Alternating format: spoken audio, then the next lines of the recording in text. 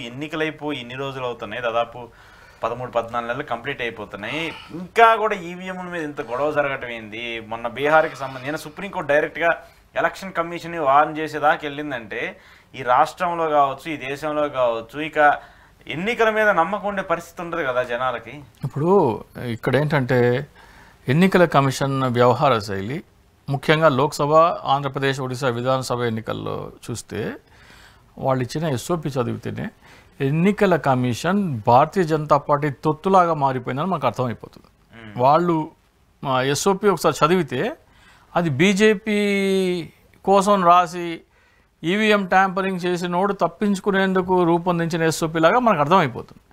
అలాగే బీహార్లో ఎన్నికల ఓటర్ లిస్ట్ రివిజన్ అని ఎస్ఐఆర్ స్పెషల్ ఇంటెన్సివ్ రివిజన్ అని ఒకటి తీసుకొచ్చారు. దాంట్లో మీరు ఈ డాక్యుమెంట్ చూపిస్తేనే మీ ఓటు ఉంటుంది, లేకపోతే ఓటు తీసేస్తా ఉన్నారు.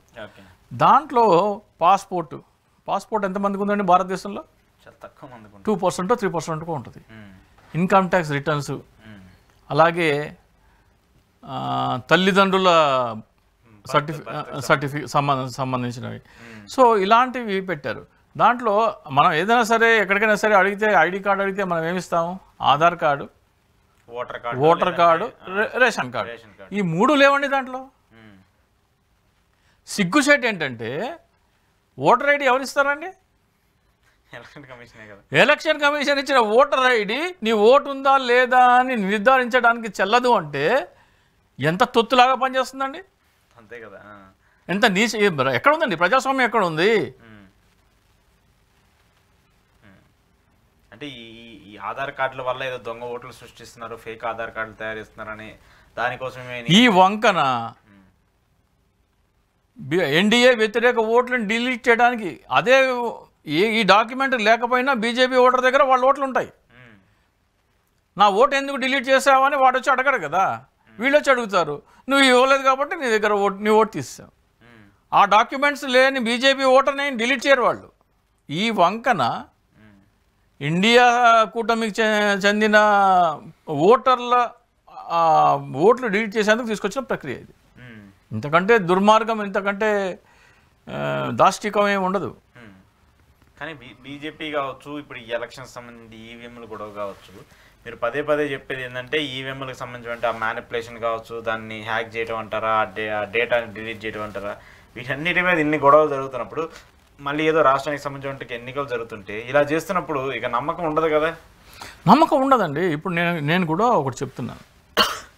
వైసీపీకి ముఖ్యంగా వైసీపీ కానీ కాంగ్రెస్ పార్టీ కానీ వీళ్ళిద్దరికీ పడకపోవచ్చు, కానీ అది వేరే విషయం. కానీ ఎన్నికలలో మోసాలకి గురైన పార్టీలు ఇవి రెండు కొన్ని నిర్దిష్టమైన అంశాలు చేపట్టకపోతే ఈవీఎంలు తొలగించరు. ఈవీఎంలు తొలగించకపోతే బీజేపీని ఓడించలేరు. కూటమి మళ్ళీ అధికారంలోకి వస్తుంది.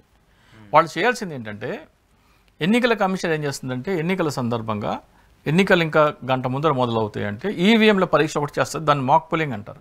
ఆ మాక్ పోలింగ్లో ఏం చేస్తారంటే కొన్ని ఓట్లు వేస్తారు, ఒక 50-30 ఓట్లు వేస్తారు. ఆ ఓట్లు వేసి ఆ ఓట్లకి జనరేట్ అయిన వీవీప్యాట్లను లెక్కించి ఈవీఎం అంకెలతో పోల్చి సరిపోలుతున్నాయా లేదా అని చూస్తారు. సరిపోలితే ఆ వీవీప్యాట్లు తీసేస్తారు, ఈవీఎంలని ఓట్లు డిలీట్ చేసేసి ఎన్నికల నిర్వహిస్తారు. దీన్ని మాక్ పోలింగ్ అంటారు. ఇది ఎప్పుడు చేస్తున్నారు? ఎన్నికల కంటే ముందర. అది అయిపోయిన తర్వాత సుప్రీంకోర్టు ఆదేశాల మేరకు 5% పోలింగ్ స్టేషన్లో మీ ఈవీఎంని వెరిఫై చేసుకోవచ్చు అనే దాంట్లో కూడా మాక్ పోలింగ్ ఎలా చేస్తారు? ఓట్లేసి వీవీప్యాట్లు లెక్కపెట్టి ఈవీఎం గణాంకాలతో పోల్చి చూపిస్తారు. ఇగో బాబు మీరు ఇన్ని ఓట్లు వేశారు, వీవీప్యాట్లు ఇన్ని వచ్చినాయి, ఈవీఎంలో కూడా ఇన్నే వచ్చినాయా లేదా మార్పు ఉందా? అది దానికి ఎన్నికల కమిషన్ ఎన్నికల కంటే ముందర ఎన్నికల తర్వాత వీవీప్యాట్ లెక్కపెట్టి ఎన్నికల గణాంకాలతో పోల్చడానికి అంగీకరించింది, లిఖితపూర్వకంగా స్టాండర్డ్ ఆపరేషన్ ప్రొసీజర్లో నమోదు చేసింది. కానీ ఎన్నికల సందర్భంగా ఓటర్ ఏదైతే తన ఓటు స్లిప్ చూస్తారో అవి లెక్క పెట్టి ఎన్నికల్లో ఈవీఎంలో ఏవైతే గణాంకాలు ఉన్నాయో వాటితో పోల్చడానికి ఎన్నికల కమిషన్ ఒప్పుకోవట్లేదు. దీనిని ఛాలెంజ్ చేయాలి. వైసీపీ వాళ్ళకి చెప్తున్నాను, మీరు వెళ్ళి వైవి సుబ్బారెడ్డి గారు మొన్న రిప్రజెంటేషన్ ఇచ్చారు, దాన్ని ఏమి చేయరు, పట్టించుకోరు. దీనిని ఛాలెంజ్ చేయాలి. మీరేమో ఎన్నికల కంటే ముందర ఎన్నికల కంటే తర్వాత వీవీప్యాట్లు లెక్కించే ప్రక్రియని మీరు ఆమోదించి మీ ఎస్ఓపిలో నమోదు చేసి దాన్ని అమలు చేస్తున్నారు. మాకు అనుమానం ఉంది ఎన్నికల్లో ఏం జరిగిందా అనే అనుమానాలు ఉంటే అక్కడున్న వీవీప్యాట్లు మీరు ఎందుకు లెక్క పెట్టరు? ఫస్ట్ దీన్ని ఛాలెంజ్ చేయాలి. ఛాలెంజ్ చేసిన తర్వాత 5%కే మీరు ఎందుకు పరిమితం అవుతున్నారు? సుప్రీంకోర్టు చెప్పింది 5% అని. మీ ఎన్నికల మిషన్ల మీద మీకు నమ్మకం ఉంటే మీరేం చేస్తున్నారు? ఈ వెరిఫికేషన్ ఎప్పుడు చేస్తున్నారు? ఎన్నికల ఈవీఎం గణాంకాలతో ఆధారంగా మీరు ఫలితాలు డిక్లేర్ చేసేసారు. ప్రభుత్వం ఏర్పడిపోయింది. ప్రభుత్వం ఏర్పడిపోయిన తర్వాత 2 నెలల తర్వాత అప్పుడు మీరు ఈ ఈవీఎం వెరిఫికేషన్ చేస్తున్నారు. అప్పుడు ఈ అంటే మీరు ఈవీఎం వెరిఫికేషన్లో మీరు ఎటువంటి అవకతవకలు లేవనే భరోసా మీకున్నప్పుడు 5%కి ఎందుకు మాకేం అభ్యంతరం లేదు, అభ్యర్థి ఎన్ని ఈవీఎంలకి డబ్బులు కడితే అన్ని మేము వెరిఫై చేస్తామని అఫిడవిట్ వేయచ్చు ఎన్నికల కమిషన్. ఏది దీనికోసము? ట్రాన్స్పరెన్సీ కోసము, ఎన్నికల ఓటర్ నమ్మకం కోసము, అభ్యర్థి నమ్మకం కోసము. అది కూడా అడగాలి. ఇప్పుడు మీరు ఫీజు కూడా చాలా ఎక్కువగా పెట్టారు. ముందు 47,600 నుంచి 23,600 తగ్గించారు. కానీ అలా కాదు. ఎవరైనా సరే ఈవీఎం వెరిఫికేషన్ కోరితే 1,00,000 రూపాయలు, అంటే ఆ సిబ్బంది రాకపోకలకి 1,00,000 రూపాయలు వాళ్ళ కన్వీనియన్స్ అలవెన్స్. 1,00,000, 1,50,000, 2,00,000 ఫిక్స్డ్. అది మీరు ఒక ఈవీఎం కోరినా 100 కోరినా కానీ ఆ 2,00,000 రూపాయలు మీరు వాళ్ళ రాకపోకలు కన్వీనియన్స్ డిఏ కోసం మీరు జమ చేసిన తర్వాత ఒక్కొక్క పోలింగ్ స్టేషన్కి 500 తీసుకోండి. ఒక్క పోలింగ్ స్టేషన్ వెరిఫై చేయడానికి అయినా సరే ఆయన ట్రావెలింగ్ ఎక్స్పెన్సెస్ అంతే.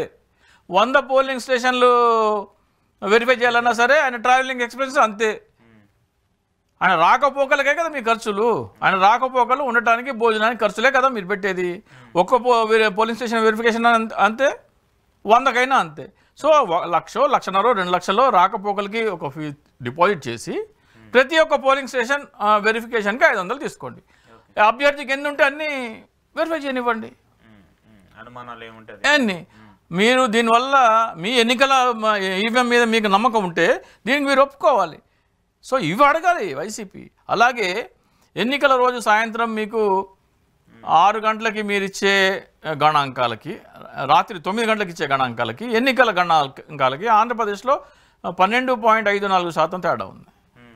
12.54% అంటే దాన్ని మరి ఎలా అరికడతారు? సో మేమేం చెప్తున్నాము, ప్రిసైడింగ్ ఆఫీసర్కి ట్యాబ్ ఇవ్వమంటున్నాం. ప్రిసైడింగ్ ఆఫీసర్ ట్యాబ్ ఇచ్చేసేసి ఎప్పటికప్పుడు ఏ టైంకి ఆ టైము, అంటే ఇప్పుడు మీరు ఎన్నికల అఫిడవిట్లో అభ్యర్థి తన phone number, email ID number ఇస్తాడు. ఈ పోలింగ్ స్టేషన్కి వీళ్ళ అభ్యర్థులు వీళ్ళ ఫోన్ నంబర్లు ఇవి, వీళ్ళ ఈమెయిల్ ఐడీలన్నీ ముందే ట్యాబ్లో సాఫ్ట్వేర్ ద్వారా ఫీడ్ చేసేయచ్చు. లేదా ఆ presiding officer polling station number కొడితే, constituency number, polling station number కొడితే ఆటోమేటిక్గా అభ్యర్థులు అన్నీ డేటా దాంట్లో నిక్షిప్తమై ఉంటాయి, సెంట్రల్ డేటాబేస్లో ఉంటాయి, ఆటోమేటిక్గా పికప్ చేస్తుంది. సో మీరు Form 17C జనరేట్ చేసినప్పుడు ఎన్నికలు అయిపోగానే ఈ Form 17C వాళ్ళకి సాఫ్ట్ కాపీ వెళ్ళిపోవాలి. Form 17C ఎవడు ఇవ్వట్లా. Form 70 అనేది మూలమైంది, చాలా చాలా ఇంపార్టెంట్ డాక్యుమెంట్. సో దీని Form 17C డాక్యుమెంట్ వాళ్ళకి ఆటోమేటిక్గా ఆన్లైన్ వెళ్ళిపోవాలి. ఈ Form 17Cలో 2 అదనంగా ఇవి నమోదు చేయాలి. ఏంటి? బ్యాటరీ పర్సంటేజ్ నమోదు చేయాలి. ఎన్నికలు అయిపోయిన తర్వాత బ్యాటరీ పర్సంటేజ్ ఎంత ఉంది, 30, 40, 50 ఎంత ఉంది, అది కూడా రికార్డ్ చేయాలి. అలాగే మనం క్యూలో లైన్లో ఉన్న వాళ్ళందరికీ టోకెన్ నెంబర్స్ ఇవ్వమని చెప్పాం కదా, అది మొత్తం రికార్డ్ చేయమని చెప్పాం కదా.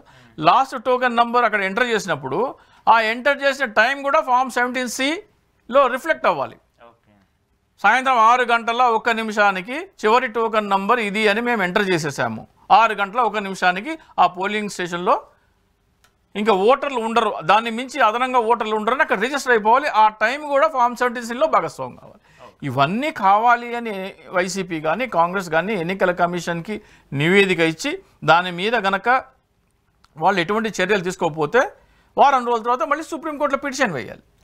అప్పుడు ఎన్నికల కమిషన్ వీళ్ళు ఇచ్చే రిప్రజెంటేషన్ని పరిగణలోకి తీసుకోదు.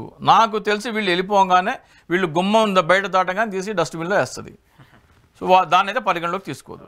కాబట్టి మనం సుప్రీంకోర్టులోనే ఇప్పుడు నేను అదే చెప్తాను.